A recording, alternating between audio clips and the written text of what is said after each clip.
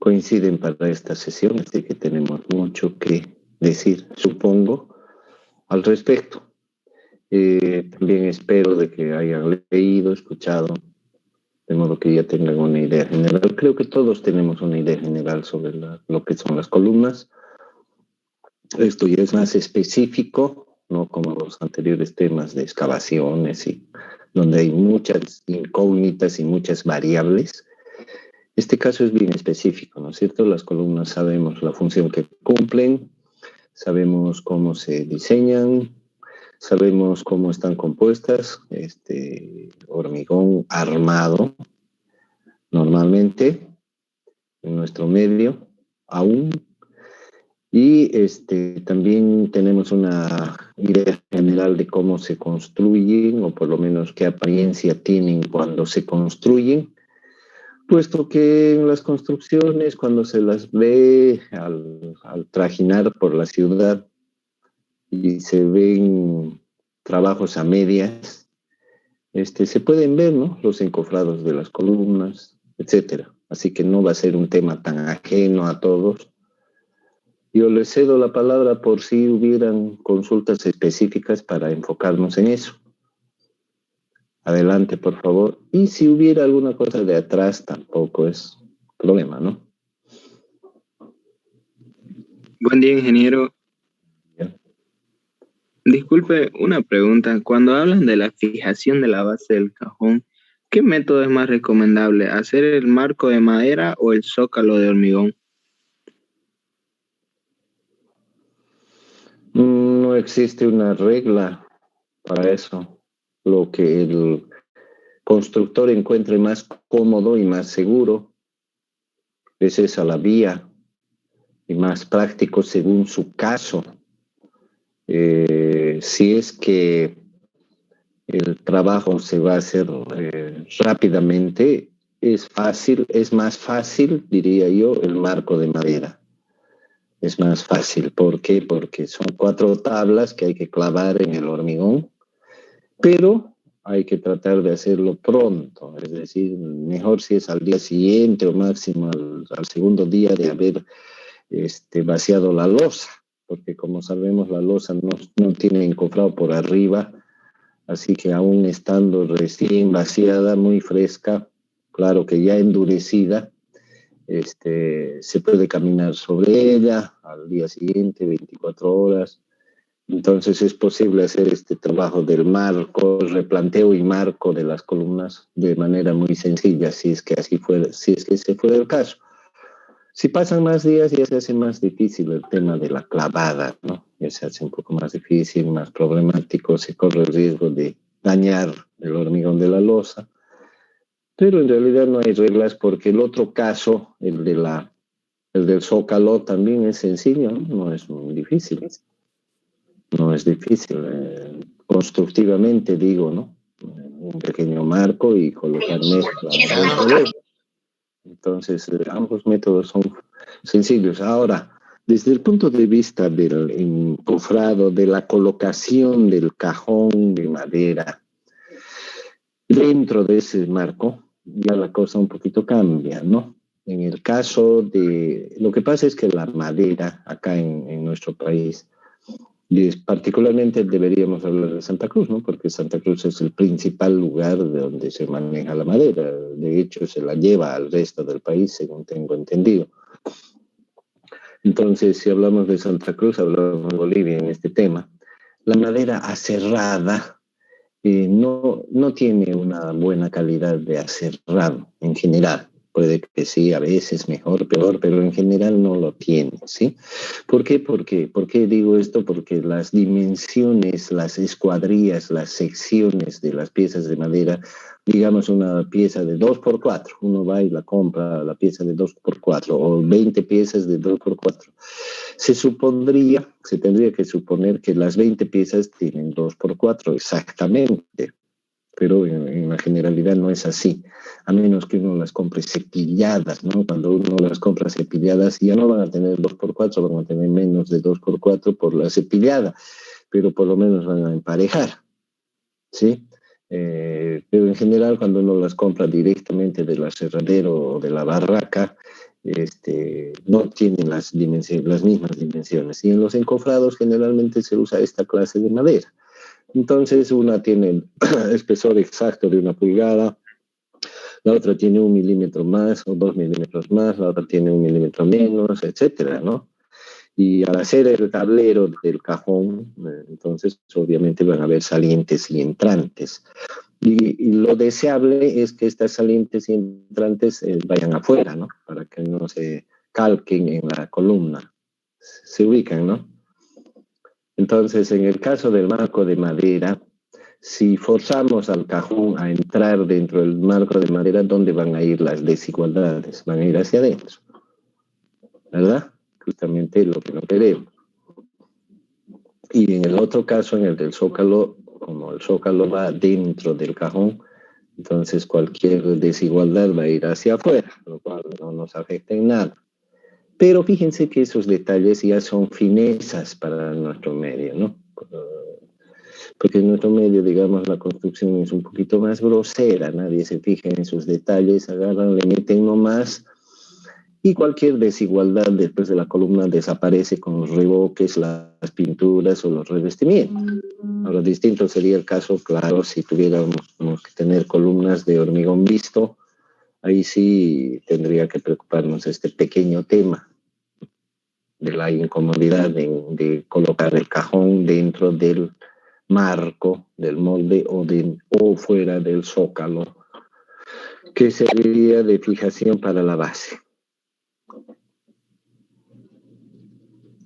¿Alguna otra cosa, jóvenes? Inge, disculpe, cuando hacemos el vaciado de la columna y dice que para desencofrar hay un transcurso de 24 horas hasta 48 horas.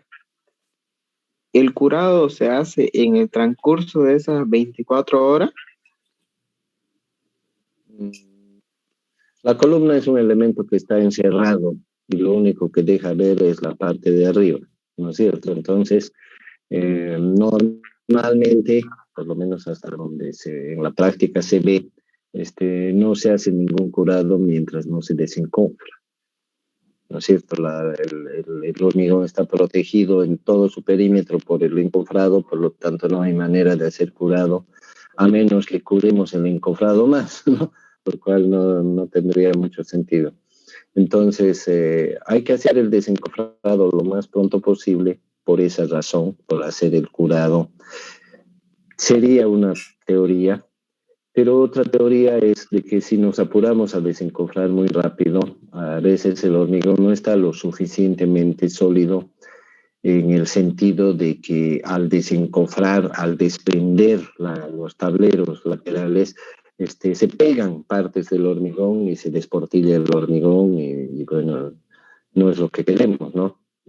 Se le salen pedazos, quiero decir. Entonces, a veces es más aconsejable, por eso, si uno no tiene otra razón, esperar unas 48 horas para hacer el desencofrado con mayor confianza de que al hormigón no le pase nada. Entonces, teóricamente, no teóricamente, sino prácticamente por esa razón, recién se podría empezar el curado real directo a la columna, al hormigón de la columna, después de que está desencofrado, porque recién tendríamos acceso a ese hormigón. Entonces, la regada, la manguereada o la cobertura, en fin, qué método de curado usaremos, pero en nuestro medio casi, yo creo que somos todos testigos, no se hace curado de las columnas, ¿no? ¿No es cierto? ¿Por qué? Porque son verticales. En cambio, el curado de las losas suele ser más frecuente, por lo menos para mirarlo, porque claro, un tipo con su manguera, regando, como regar un jardín, es el trabajo más sencillo, le podemos dar a un niño, ¿no? Hay niños que se divierten regando el jardín, ¿no? Ayudando a regar el jardín. Entonces, dense cuenta de que hay muchas cosas que no hacemos bien en nuestro medio, no por inútiles ni por ignorantes, ¿no? Ni por falta de dinero ni nada, sino por flojos, ¿no? Por simplistas, por irnos a lo más fácil. En nuestro texto, si no me equivoco, hay una imagen de un curado de algunas columnas totalmente forradas con un paño, con algo para justamente darle humedad, ¿no? Yo, en mi corta, entre comillas, trayectoria, nunca he visto hacer eso en Bolivia, ¿no? Nunca. Lo más que he visto ha sido darle una regada. Y bueno, hasta para regar hay que ser un poco consciente, ¿no? Si vamos a regar o vamos a mojar la columna, hagámoslo bien, pues, ¿no? Hagámoslo bien, una buena mojada. Cuando se seca el agua, otra mojada. ¿Cuánto siempre nos va a costar la regada? No lo hagamos una vez y después a los 10 días otra vez, un poquito, ¿no? A lo menos posible, como si fuera trabajo, como si costara dinero. Si vamos a regar, podemos regar porque el riego es un método de curado. No es el mejor, pero es una manera de darle humedad al hormigón. Y si vamos a hacer, sabemos que la columna, por el mismo hecho de ser vertical, se va a secar más rápido. Se va a escurrir el agua rápido. Entonces renovémosla, hagámoslo, paguemos a una persona para que esté, aunque sea todo el día regando, los primeros 7 días, qué sé yo, la intención de hacer las cosas lo mejor que se puedan, ¿no? Que se puedan realmente, no lo mejor posible, entre comillas, porque posible es para cada uno distinto, ¿no es cierto? Algunos están estudiando edificios uno hoy en este semestre lo mejor posible, pero fíjense que de 70 alumnos tenemos 28 participantes, ¿no? Pero todos están haciendo lo mejor posible. Comentarios. Bueno, ¿alguna otra cosa, jóvenes?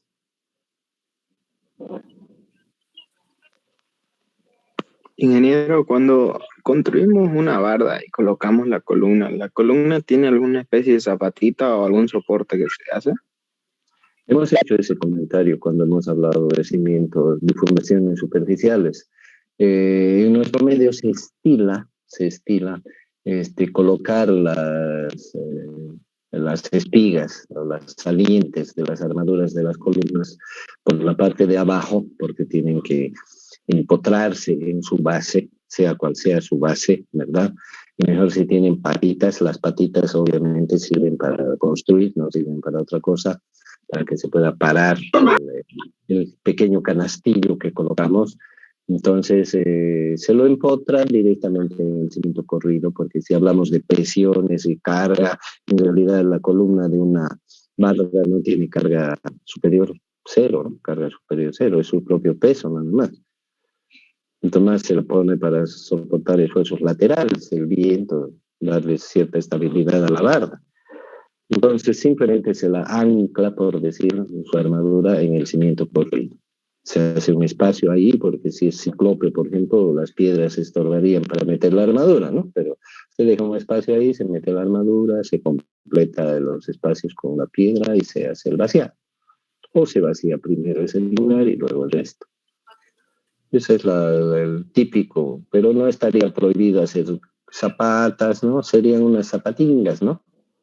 Unas zapatingas serían, así que es lo mismo que hacer en el cimiento corrido, ¿no? Estructuralmente digo, ¿no? Constructivamente, claro, será diferente. Yo quisiera resaltar un tema, un detalle constructivo importante. Ya hemos hablado de que el replanteo de las fundaciones es muy importante, ¿no? Porque si el replanteo está mal, todo lo demás está mal, ¿no? Entonces, es muy importante la posición de la columna, ¿no? Porque va a definir la posición de las vigas, la forma de las losas, la dimensión de las losas. Y imagínense si es un edificio de 20 pisos y le pelamos en la primera columna, está desviada o está fuera de lugar, y imagínense, tenemos un gran problema, ¿no? Que lo vamos a ir arrastrando. Sin embargo, también hay que entender que la construcción no es perfecta. Por eso es que hay que estar encima y hay que comprobar y hay que supervisar N veces, no hay que dar por sentado nada, ¿no? Entonces, el replanteo de la columna tiene que estar muy bien hecho. ¿Y qué es lo que nos materializa inicialmente a la columna? La armadura, ¿no? La colocación del canastillo, en esta materia le he dado por llamarle canastillo a la parte de la armadura, ya sea generalmente de la columna. o de cualquier otro elemento a un pedazo de la armadura.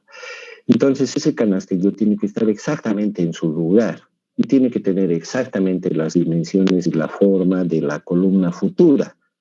Y todos los giros tienen que estar exactamente en su posición, ¿verdad? Y cuando lo fijemos, porque va a quedar fijo, cuando vaciemos el hormigón, va a quedar atrapado en el hormigón, ese canastillo, tiene que estar exactamente en su posición. Tenemos que asegurarnos que no se va a mover, ¿verdad? Y obviamente, si la columna es vertical, pues el canastillo tiene que estar perfectamente vertical. Número uno. Número dos, su posición, número uno. Número dos, la longitud de los fierros, ¿no es cierto? La longitud de los fierros, según su diámetro, tiene que tener un mínimo necesario que está especificado en las normas. No puede ser uno más largo, uno más corto, todos son iguales dependiendo si es que son del mismo diámetro. Hay columnas que tienen fierros de distintos diámetros.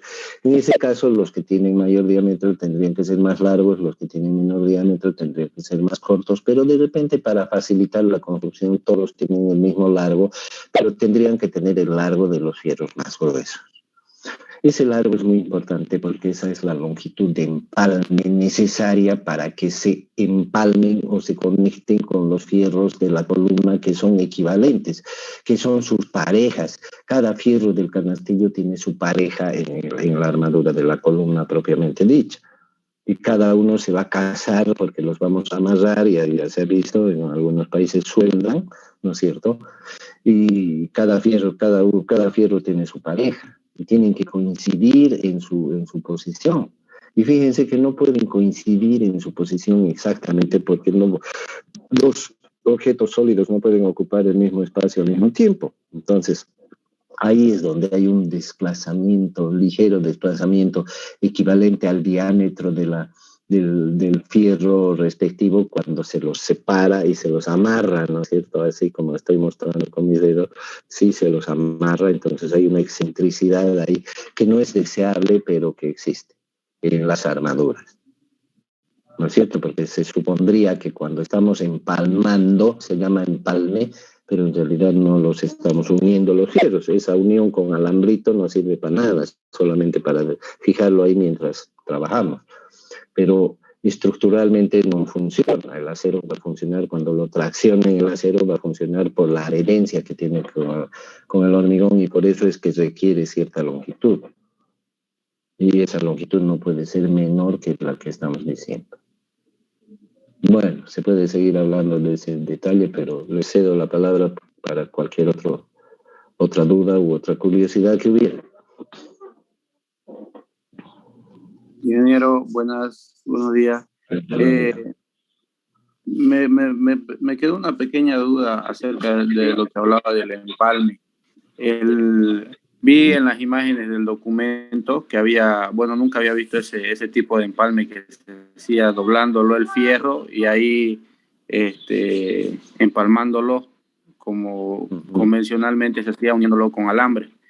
Ahora, ¿no hay la posibilidad de que se pueda soldar o sería mucho más trabajo o no hay necesidad o en qué afectaría? ¿Qué es una barra de acero? Es un tirante, ¿no? Es como decir un alambre que va a trabajar a tracción, tengamos esa idea. Entonces, ¿dónde está la tracción? Si dibujamos con una flechita la línea de acción de la tracción, ¿dónde está? En el eje del alambre.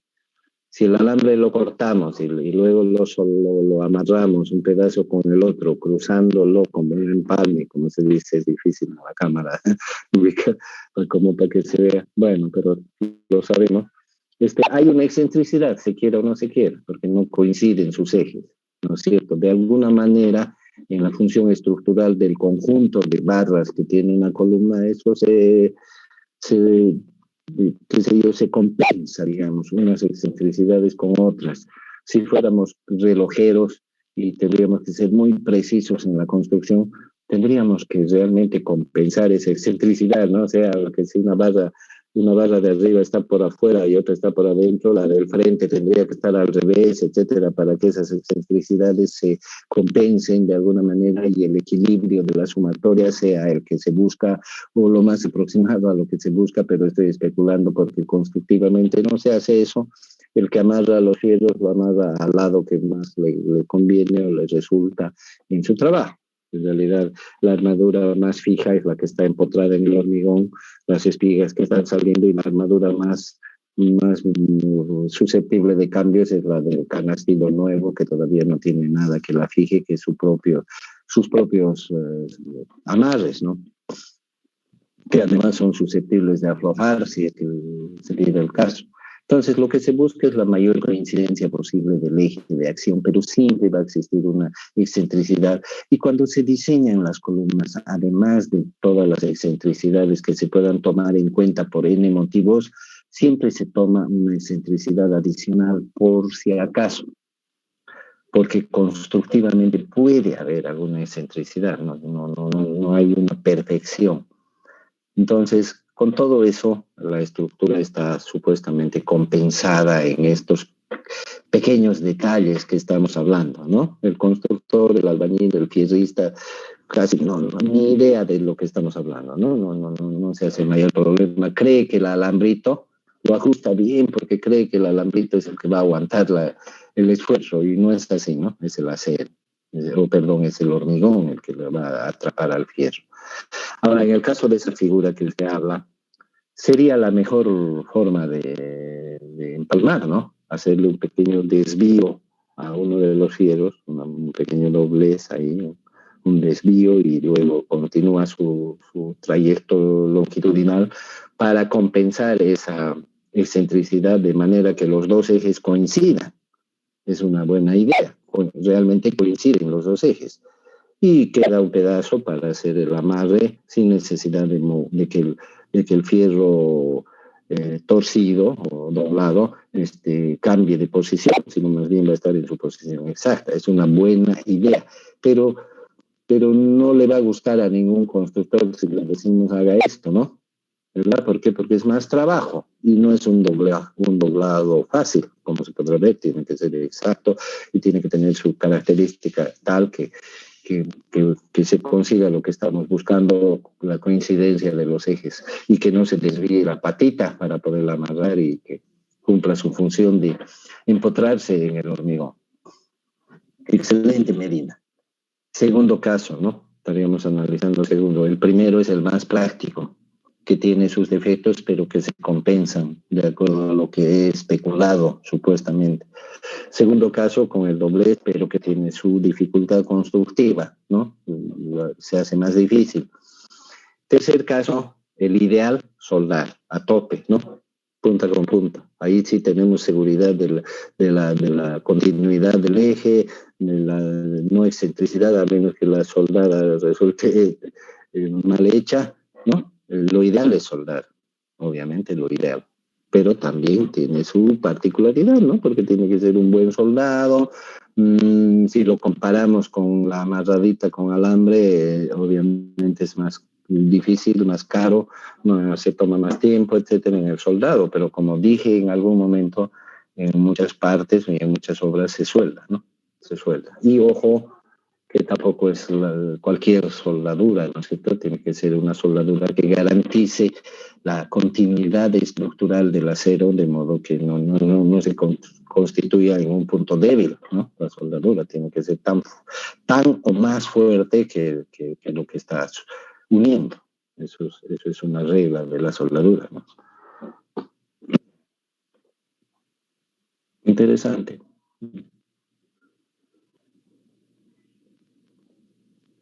¿Alguna otra cosa, jóvenes?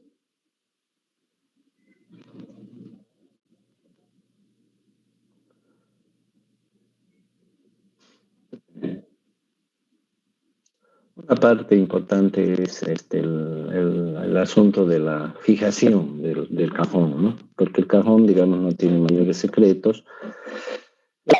Una parte sobresaliente en tema del cajón son los refuerzos, ¿no es cierto? Creo que en el texto está bastante claro eso y las diferentes opciones y formas de hacerlo, pero una cosa que es, yo diría, esencial para el buen constructor, ingeniero, no un constructor carpintero, con todo el respeto, pero que no tiene el conocimiento teórico estructural del asunto, es saber la función de cada elemento del encofrado, ¿no es cierto? ¿Qué función cumple estructuralmente? Sabemos que el cajón es el molde, punto, es el que le da forma a la columna, pero ¿qué función cumple cada pieza? ¿Cómo trabajan las tablas del tablero? ¿Cómo trabajan? Trabajan a flexión, ¿no? Porque la presión del hormigón es lateral y bueno, están sosteniendo eso, entonces trabajan a flexión porque tienen una sección determinada que tiende a doblarse con la presión. Entonces, mientras más largo sea el tramo, más susceptible de flexión, porque ustedes saben que en la flexión, aparte de la carga, otro factor importante es la luz, ¿no? O sea, la distancia entre apoyos. Entonces, ¿qué papel juegan los soportes o los refuerzos que le llamamos costillas o que le llamamos anillos, ¿no?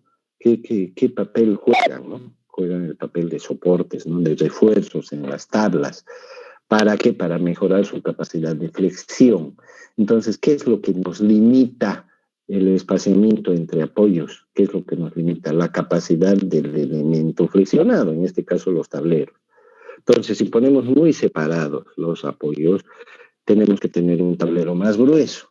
Como en nuestro medio se suelen usar tableros de manera cerrada en el 90% de los casos, supuestamente 1 pulgada de espesor, entonces eso es lo que gobernaría, digamos, la capacidad de flexión de las tablas y por lo tanto eso es lo que nos definiría el distanciamiento necesario entre apoyos, que en este caso son los anillos que están formados por las costillas y las morrazas que se unen, ¿no es cierto?, formando un cinturón.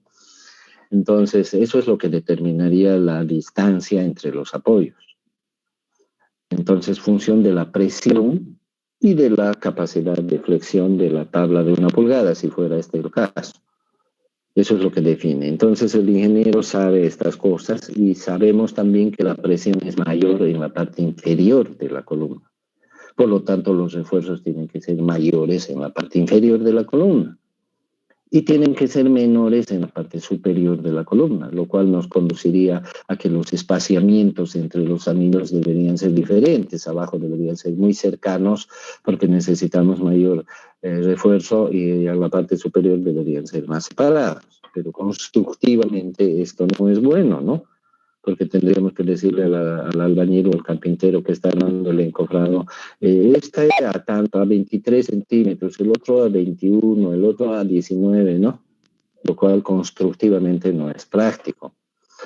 Entonces, en busca de esa practicidad, lo que se suele hacer es colocar los refuerzos a la misma distancia en todo el largo de la columna, pero los de abajo, ya tenemos 2 opciones, ¿no? Que todos tengan la capacidad del soporte de abajo, que es el más fuerte y el más necesario, lo cual significa un sobredimensionamiento para los demás, o diferenciar los soportes, ¿no? Hacer el de abajo más fuerte, el segundo no tanto, y el tercero ¿no? Más liviano, lo cual constructivamente tampoco es práctico. Así que se busca un equilibrio entre estas 2 tendencias y lo que se hace es poner todos iguales y reforzar, aumentarle el refuerzo en los más abajo, primero, segundo, tercero, anillos, qué sé yo, ¿no? Sobre todo el primero, que es el que soporta la mayor presión. Entonces, bueno, me puse a hablar del cajón. Una vez que el cajón está supuestamente equilibrado y todo, hay que ponerlo en su posición exacta, de acuerdo al replanteo. Exacta, repetir el replanteo quiere decir.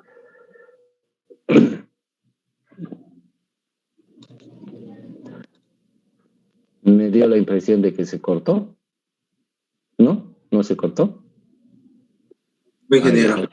Ok, entonces decía la posición de la columna, muy importante, ¿no? Porque ¿para qué nos vamos a preocupar tanto del replanteo, de la armadura que esté en su lugar, si la columna va a estar fuera de lugar. Entonces, es muy importante que el cajón esté exactamente en su lugar. Para eso nos sirve la base, ya sea el marco de madera o ya sea el choca. Entonces, y el cajón está construido adecuadamente, se supone. Entonces, supongamos que el cajón está listo y lo colocamos enterito, supongamos que ya está la armadura o la metemos la armadura después, eso no lo discutiremos en este instante. Se coloca el cajón y aparte de que su posición esté bien, porque su posición está determinada por su base, ¿qué pasa con el resto?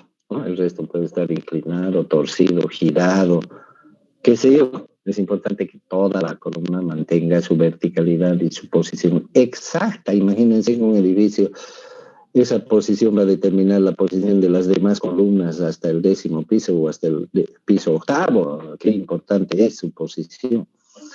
Entonces tenemos que asegurarnos que esa posición no varíe. Y para eso tenemos que colocarle soportes y refuerzos alrededor para mantener esa posición, verificándola 10 veces si hace falta, a través de la plomada, ¿no? La plomada es la que nos muestra la verticalidad de un elemento.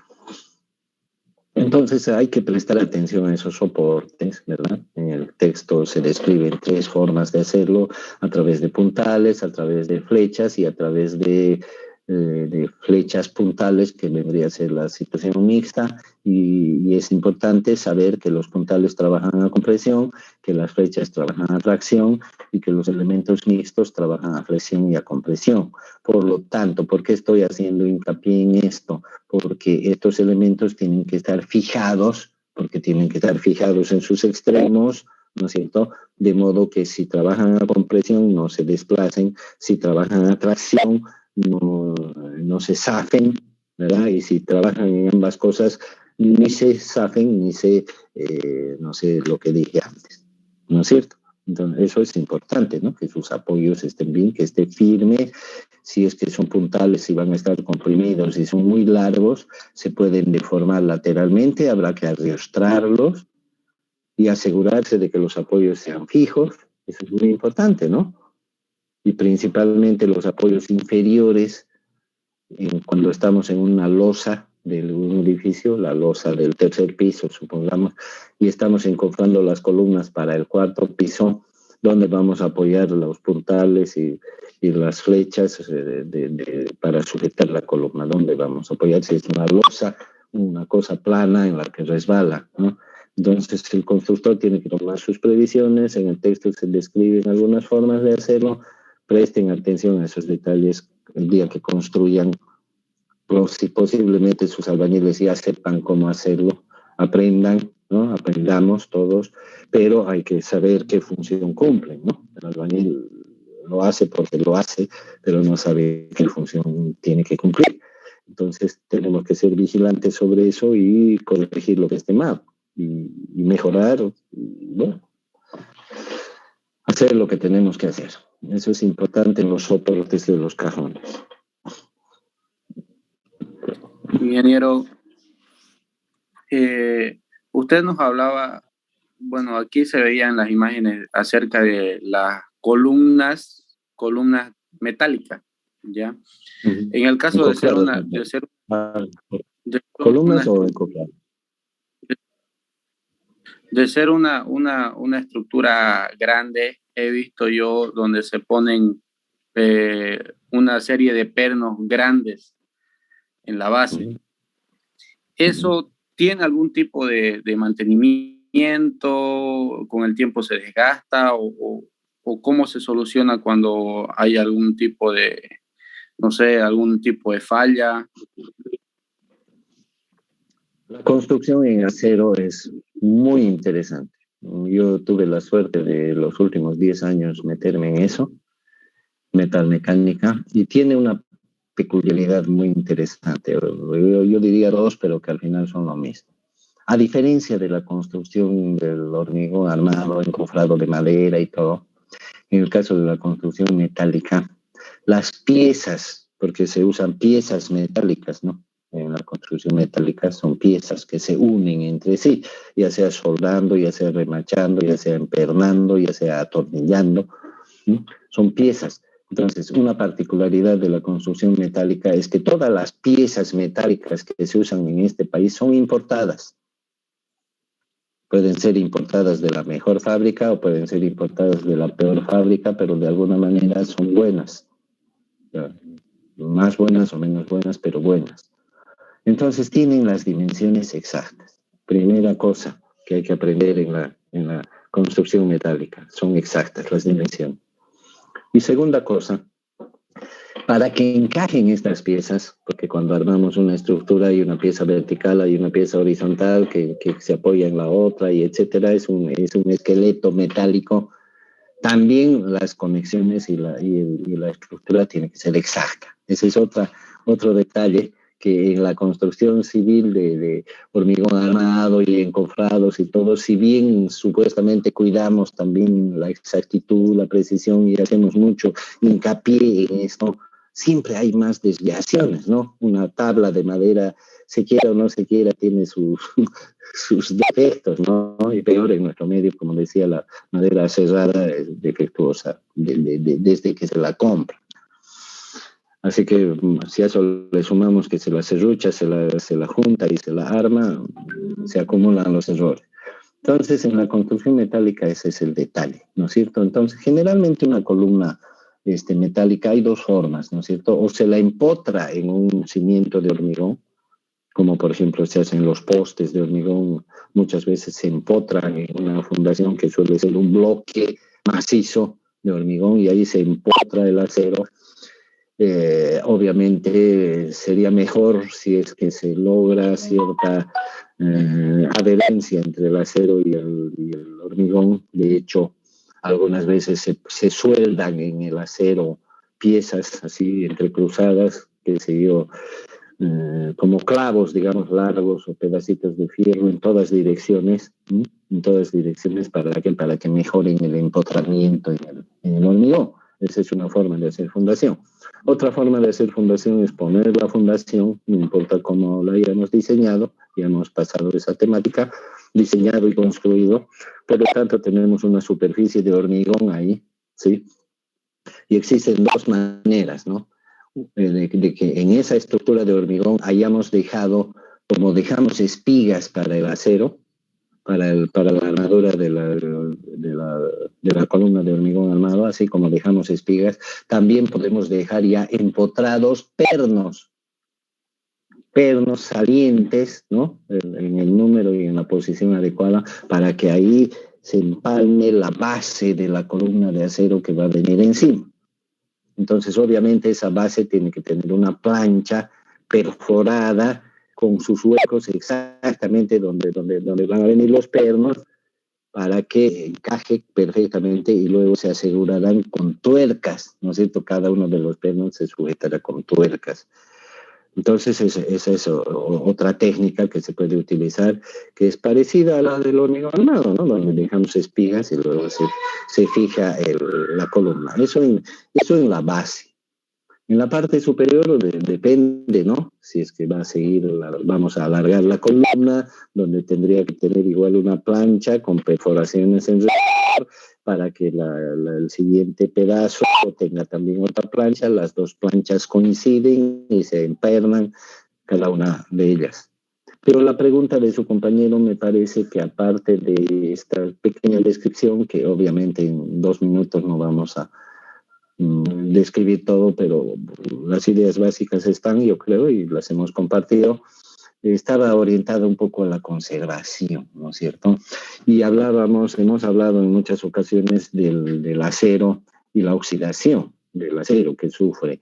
El acero es susceptible de la oxidación en contacto con el aire, porque en el aire existe humedad. Ambientes más húmedos, menos húmedos, peor si está sumergida la estructura, y ustedes saben que el hormigón es poroso, absorbe humedad. Entonces el acero del hormigón armado y el acero que no está en el hormigón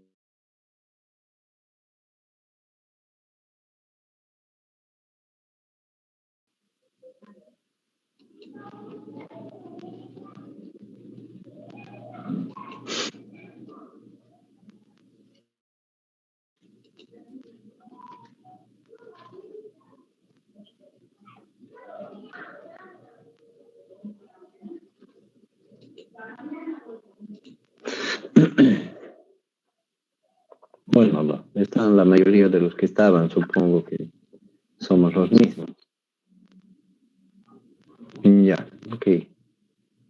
Entonces estaba comentando de la parte superior.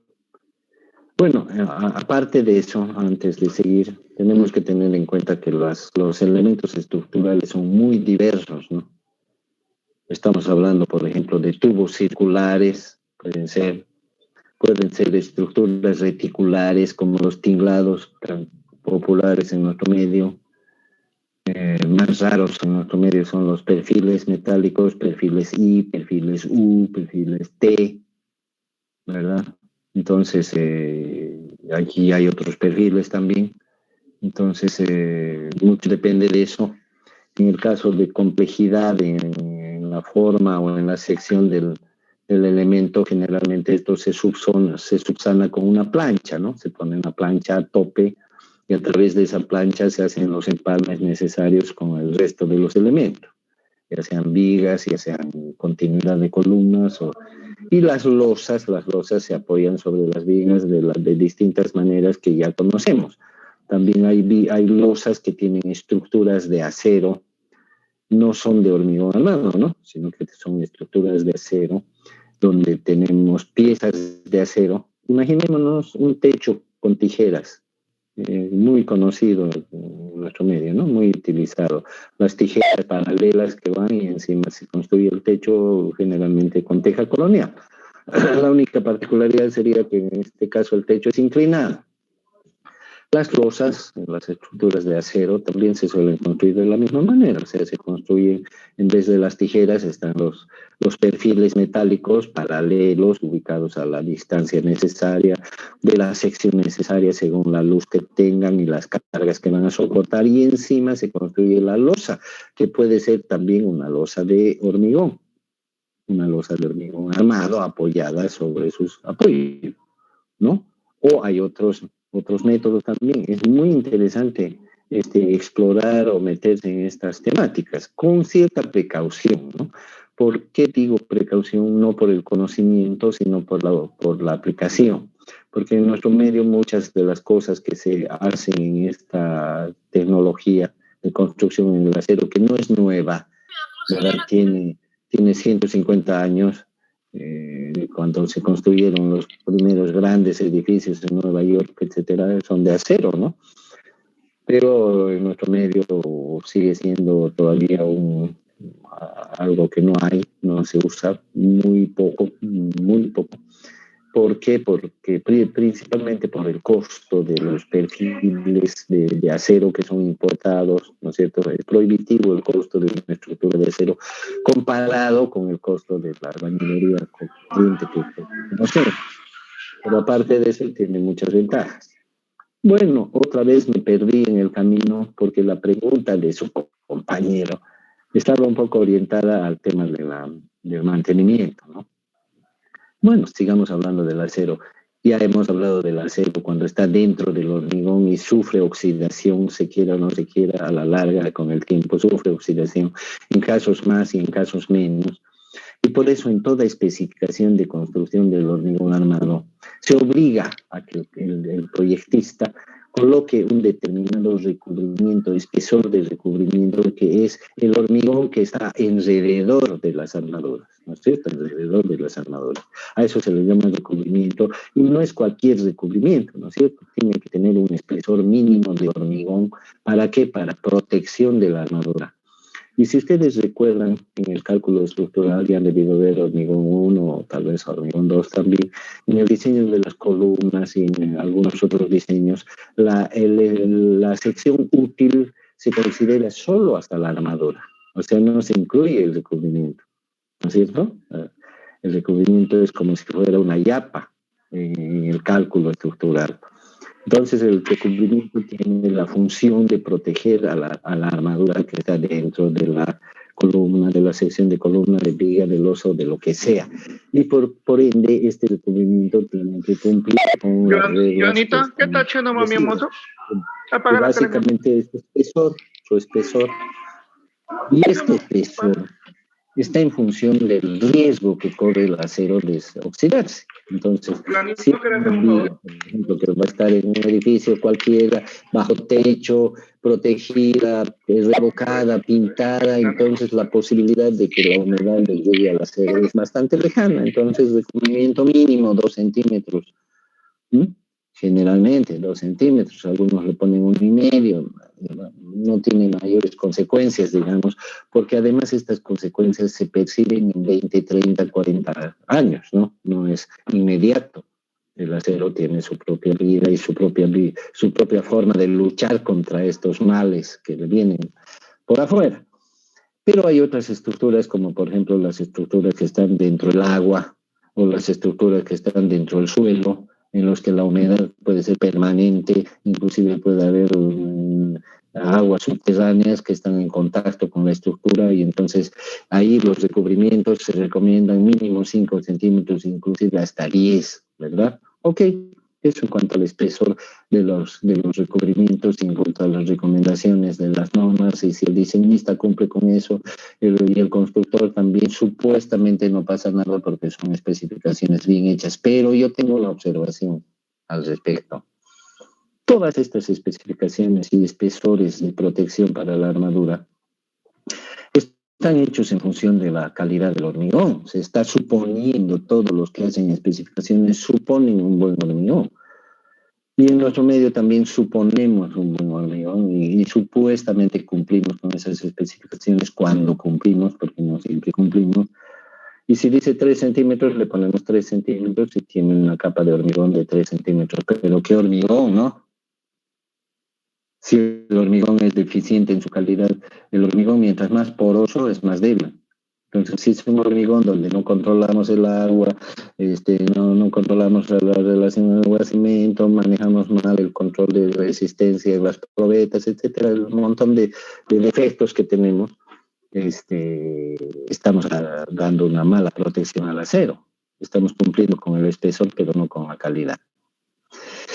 Sin embargo, jóvenes, después de todo este bla bla, ¿a qué conclusión llegamos en nuestro país? ¿A qué no importa, no? Porque la duración del acero, si es que tiene algún problema, se sabrá de aquí a 20 años y ya no nos pillarán, ¿no? Como responsables de esa situación. En otros países, la figura no es esa, ¿no? Y existen muchas estructuras de acero expuesto a la intemperie, sin hormigón alrededor. Entonces, ¿ahí de qué protección estamos hablando?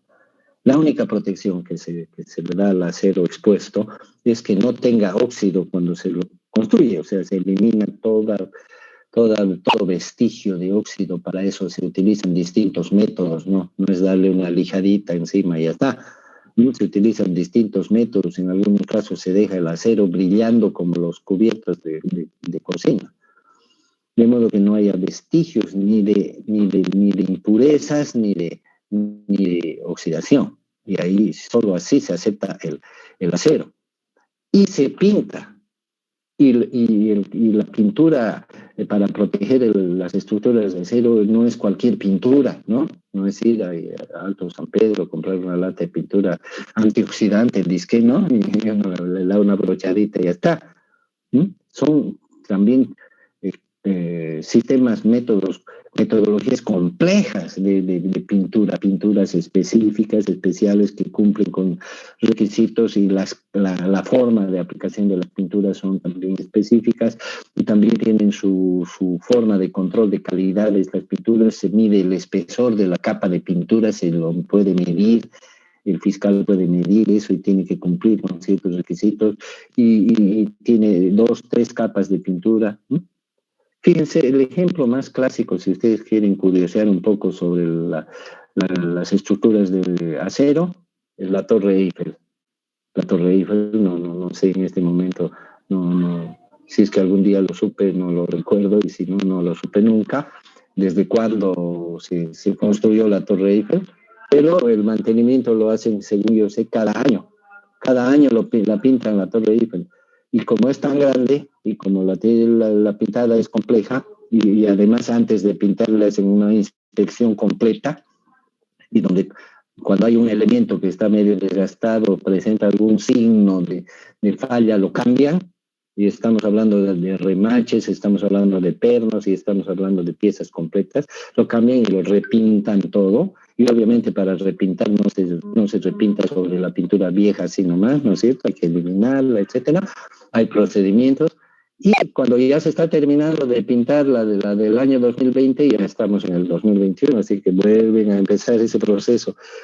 Y los grandes puentes que en Estados Unidos se ven en las postales, etcétera, los grandes puentes de acero, ¿no es cierto? Igual, sí, su mantenimiento es muy complejo. Inclusive estos puentes tienen un nivel, se nota un nivel donde transitan los vehículos, ¿verdad?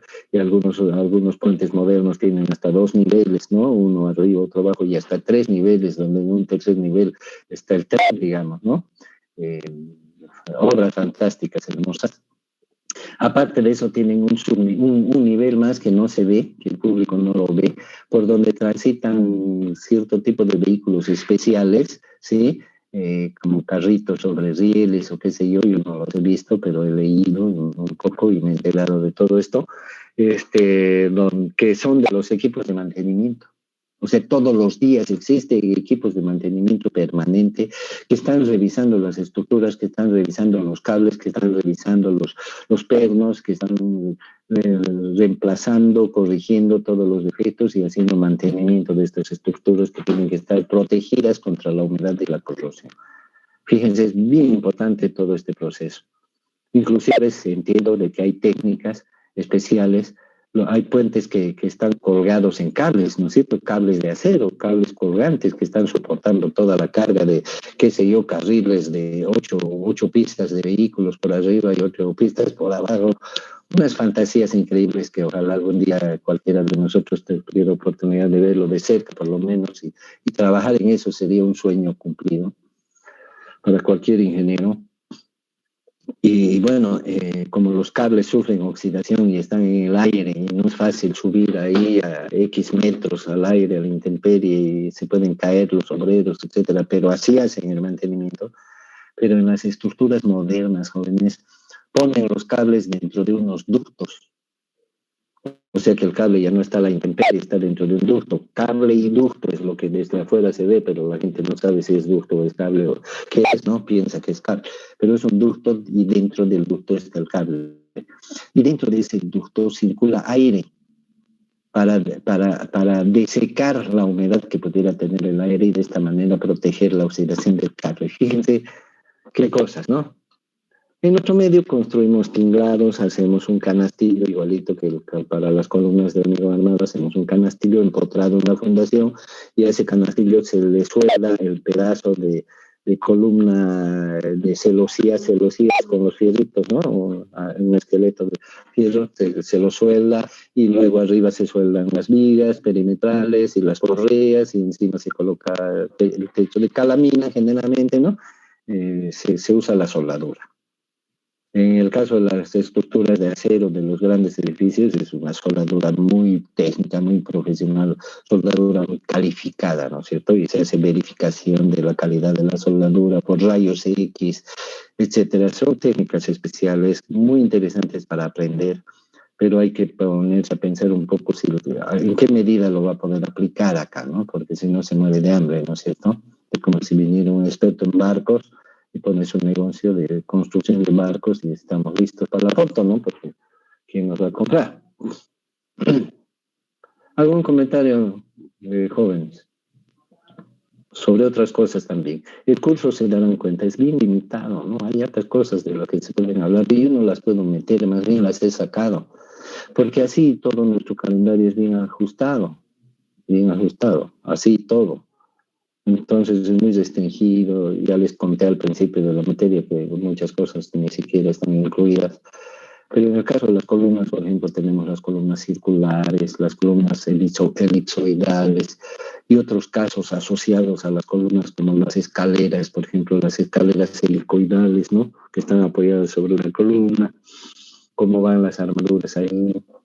Hay un montón de cosas, ¿no? Pero no nos da el espacio en el texto, el espacio en el video, se habrán dado cuenta que algunos videos duran media hora, ¿no? Para un video media hora es harto. Para un video instructivo es mucho tiempo, ¿no? Está bien, para una película todavía uno aguanta más, ¿no? Porque es más distraído. Pero un tipo de información donde uno requiere estar atento y estar bien despierto, etcétera, y requiere pensar, es mucho tiempo, ¿no? Entonces no se puede, no es didáctico, quiero decir, es posible, pero no es didáctico. Bueno, ¿algún comentario, jóvenes? ¿Alguna cosa más que podríamos hablar sobre columnas?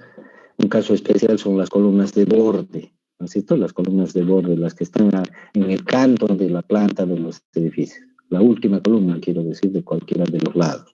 Hay columnas de borde y hay columnas de esquina. Entonces, un problema particular es cómo sujetar el encofrado de esas columnas si no podemos apoyar en los cuatro lados. Eso también se describe en el texto y es importante que lo tomen en cuenta. Las presiones del hormigón también es importante que lo tomen en cuenta.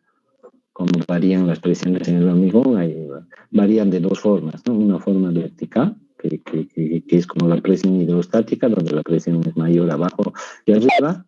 Se asume que tiene un desarrollo triangular, si es que representáramos gráficamente la magnitud de esas presiones.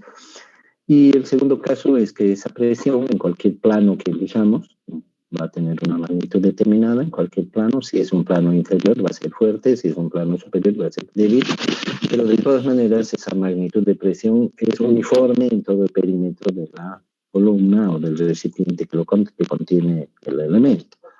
El agua podría ser. Entonces es uniforme en todo el perímetro, por lo tanto esa presión la tenemos que soportar.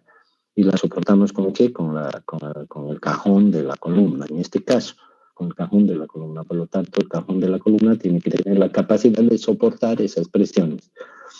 En la materia de maderas aprendemos a diseñar, a calcular cualquier elemento de madera en función de los esfuerzos que sufre, y eso no es nada desconocido para nosotros. Un ingeniero civil, cualquier ingeniero, está en capacidad de dimensionar todo el encofrado, calculando las presiones, los esfuerzos de flexión, de tracción, de lo que sea, calcular todo. Inclusive podríamos calcular el diámetro de los clavos con estructuras metálicas, otra materia que llevamos, el número de clavos, todo, pero no se estila, ¿no es cierto? Porque es un cálculo rutinario y conocido, y la construcción es más o menos repetitiva. Casi todas las columnas entre piso y piso tenemos 3 metros, estándar, 2,80, qué sé yo.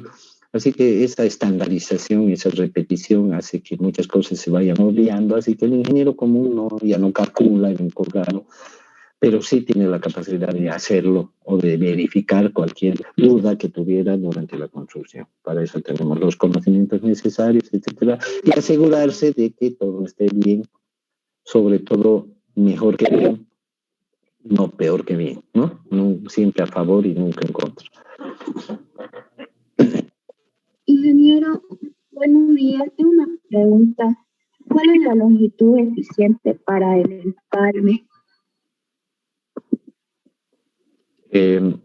Sabemos que el acero, en función de la sección que tiene, o sea, su diámetro, va a tener mayor o menor capacidad de tracción, ¿correcto? Entonces, la capacidad de una barra para soportar esfuerzos de tracción, la capacidad máxima, está en función de su sección.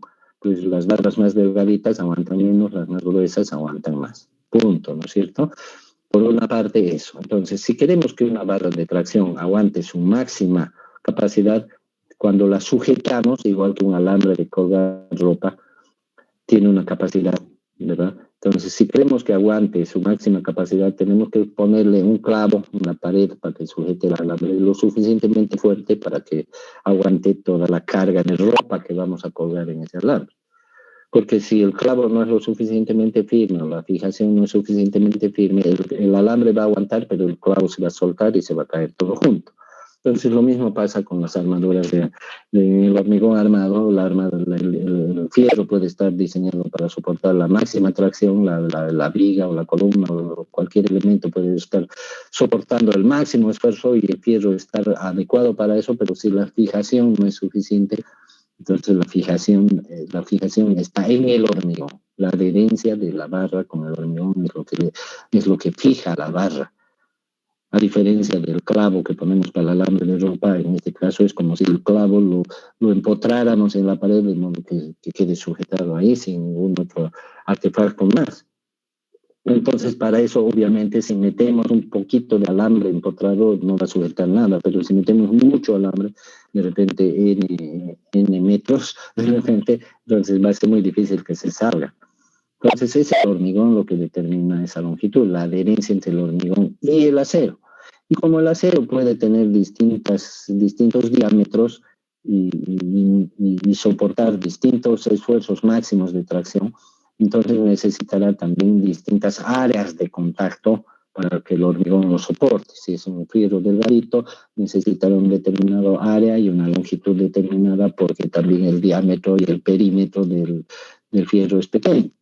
Si es un fierro más gordo, tendrá más diámetro, más perímetro, pero también tendrá más necesidad de resistencia para su máximo esfuerzo de tracción y necesitará mayor longitud.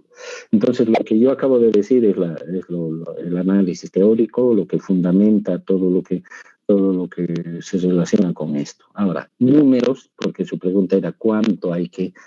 La respuesta en números está en los libros, en las tablas de diseño de hormigones, en los programas de cálculo estructural, están ahí directamente el analista, ya no tiene que estar haciendo este análisis ni recordando este problema, sino que simplemente encuentra ahí longitud mínima de empalme para cada diámetro de fierro. Existe una longitud mínima, no de empalme, de anclaje. Se llama longitud de anclaje, la longitud del acero que es necesaria que se ancle en el hormigón, la longitud adicional, ¿no? No la longitud que está trabajando, ¿no? La longitud adicional para que lo sujete al alambre, porque el clavo del alambre de ropa en el clavo no colgamos ropa, ¿no? Colgamos en el alambre. Entonces el clavo es adicional. La longitud adicional de barra de acero que tiene que estar empotrada en el hormigón está especificada en los textos, en los métodos de análisis y diseño estructural. Y les digo más todavía. Cuando analizamos una barra y hablamos de su empotramiento, se supone una barra vertical. ¿Por qué vertical? Porque estamos calculando la capacidad de soporte de la adherencia con el hormigón en todo el perímetro de la barra. Y cuando la barra está vertical, suponemos que todo el perímetro de la barra de hormigón, el hormigón de todo el perímetro es homogéneo. Suponemos que es homogéneo, por lo tanto hacemos un diseño en base a esa homogeneidad y determinamos la longitud. Sin embargo, haciendo las cosas más finas, nos damos cuenta de que cuando el fierro es horizontal, el hormigón que le rodea al fierro, por ejemplo en una villa, no es homogéneo. ¿Verdad? ¿Por qué? Porque el hormigón que está encima está apoyado sobre la barra y el hormigón que está debajo de la barra se desprende de la barra. ¿Por qué? Porque el hormigón fresco se asienta, ¿no? Entonces ese asentamiento es inevitable. Si tenemos una barra fija y vaciamos hormigón, el hormigón de abajo se asienta. En cambio el de arriba se asienta pero sobre la barra. Es decir, que hay un mejor contacto del hormigón con el acero en la parte superior de la barra horizontal que en la parte inferior. Y esto se toma en cuenta en el cálculo, jóvenes, y las longitudes de anclaje, estamos hablando de anclaje, las longitudes de anclaje para los diferentes diámetros de barras en posición horizontal es mayor que la longitud de anclaje para barras en posición vertical. Y si a eso le sumamos que hay ciertos casos en los que se pueden usar barras inclinadas, entonces, de hecho, la longitud de anclaje de las barras según su diámetro puede variar según el ángulo de inclinación. Vertical, 90 grados, digamos, si lo medimos desde abajo, horizontal, 0 grados y todos los grados diferentes, o sea que las longitudes de anclaje son diversas. Ok, ahora hablemos del empalme. ¿Qué pasa con el empalme? Cuando hacemos el empalme, unimos dos fierros uno al lado del otro. Entonces el hormigón ya no está rodeando a toda la barra, a ninguna de las dos barras. Hay una parte que no tiene hormigón porque están pelo a pelo, barra, fierro con fierro, y ahí no hay adherencia de ninguna clase. Entonces las longitudes de empalme también consideran eso. Y como la sección de contacto con el hormigón es menor, entonces las longitudes de empalme son siempre mayores que las longitudes de anclaje. Y como las longitudes de anclaje son diversas según la posición del fierro vertical, horizontal, inclinado y cuántos ángulos de inclinación, por tanto también las longitudes de empalme son diversas. Si el empalme es horizontal, si el empalme es vertical, si el empalme es inclinado. Muy interesante, ¿verdad? Entonces, muy importante la longitud de empalme o de anclaje o de lo que se llame. Muy importante. De otro modo, estamos arriesgando la parte del acero, del hormigón armado. Y también muy importante, pues, la calidad del hormigón, ¿no? Porque de qué adherencia estamos hablando. ¿En base a qué están estas longitudes en las tablas? En base a un hormigón de calidad y un acero de calidad. Acá compramos el acero supuestamente de calidad, supuestamente de dónde vendrá, cómo lo harán, nadie sabe nada. No tenemos métodos de control ni de fiscalización, nada en Bolivia, ¿no? Pero bueno, como no hay otra, lo compramos así, pero el hormigón lo hacemos. Por lo menos asegurémonos que el hormigón cumpla también con ese su rol, porque es un trabajo de pareja, ¿no? Hormigón y acero. Espero les haya servido la perolata. ¿Alguna otra cosa? ¿Alguna otra cosita? ¿Eso podría influenciar mucho en el vibrado, ingeniero? Interesante la pregunta, ¿no? O sea, nos vamos metiendo más y más a fondo en el tema y de esa manera se ha investigado el mundo y se ha desarrollado el mundo, porque han habido personas así como David que se preguntan cosas, ¿no? Entonces yo acabo de hablar de homogeneidad del hormigón, de la posición del hormigón, inclusive cuando les dije de las barras horizontales que el hormigón es uno arriba y otro abajo de la barra, inclusive se hace diferenciación de las barras que están arriba de la viga y abajo de la viga, porque las que están abajo de la viga tienen más hormigón encima y las que están arriba tienen menos hormigón encima. Y también se diferencia a la posición de la viga, de la barra horizontal. Si es arriba tiene una longitud de anclaje y si está abajo tiene otra longitud de anclaje y ambas son horizontales. En nuestro medio, fíjense cómo somos de facilistas. Vayan a una obra donde hay un ingeniero que está trabajando 10 años y es capísimo, según él.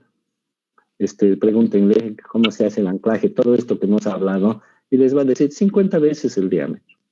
Punto, ¿no? O sea, deberíamos exportar nuestra ciencia, ¿no? ¿Para qué se hace el problema a todo el mundo si son 50 veces el diámetro según este ingeniero o aquel otro? Bueno, ¿cuál era la pregunta exactamente? ¿Qué pasa con qué?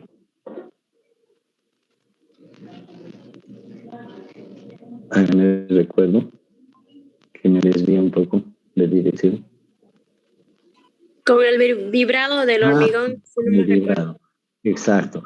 Les dije que había estado hablando de las diferencias que pueden existir según la posición de la barra de acero y también pueden haber diferencias debido al vibrado. Por eso es que el vibrado también viene a ser aquí una parte importante del proceso, ¿no? Para mantener la homogeneidad del hormigón. Porque particularmente en estas barras horizontales que hemos estado hablando, si vibramos mucho, ¿qué va a pasar? El hormigón se va a sentar y la diferencia entre la parte superior de adherencia entre el hormigón y la barra va a ser mucho mayor abajo, ¿no? Porque se va a sentar más el hormigón y se va a separar de la barra. Entonces, ahí ya no podemos ver, ya no podemos asumir ningún número en qué grado se ha vibrado, en qué grado se ha segregado el hormigón, ¿verdad? Ya sabemos por tecnología del hormigón que no se debe vibrar mucho, ¿no? Porque ocurre esa segregación, esa separación de los gruesos con los finos, ¿verdad? Entonces, y del agua y del aire que suben arriba por ser más livianos, desplazados por los más pesados. Entonces, fíjense, hay mayor asentamiento y mayor separación de las barras horizontales. Que inclusive puede influir en las barras verticales también, ¿no? Porque en cierta parte del anclaje hay un hormigón mejor que en la otra parte, ya cambia ahí la figura. Pero no podemos resolver eso, ¿no? Ni tampoco hay alguien que creo lo haya propuesto, a menos que yo no me hubiera enterado.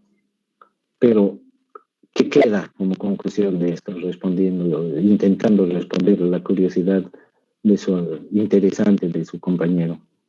¿Qué queda? Que el vibrado debe hacerse bien, como se debe. ¿Y cómo se debe? Se debe limitar el tiempo de vibrado y se debe uniformar el vibrado, ¿no es cierto? ¿Para qué? Para mantener la homogeneidad del hormigón. ¿Qué quiere decir homogéneo? Quiere decir parejo. No quiere decir bien ni quiere decir mal, quiere decir parejo. O sea, uniformemente bueno, uniformemente excelente o uniformemente malo. O sea, por lo menos tenemos que mantener la uniformidad cuando hablamos del vibrado. ¿Mm?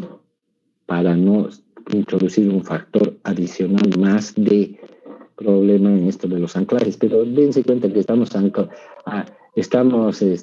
hilando muy fino ya, ¿no? Muy fino, ¿no? Estamos hablando ya de Harvard, ¿no? Ok, jóvenes, ¿alguna otra cosita?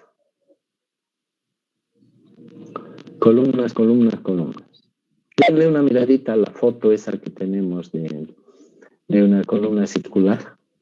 Es interesante, ¿no? Cualquier rato nos toca hacer una columna circular, o por lo menos tengamos idea. Bastante interesante y simple y práctico y todo, ¿no? Esa que tiene como un machimbrado, una tablita al lado de la otra para darle forma circular, puede ser parabólica, lo que sea, ¿no?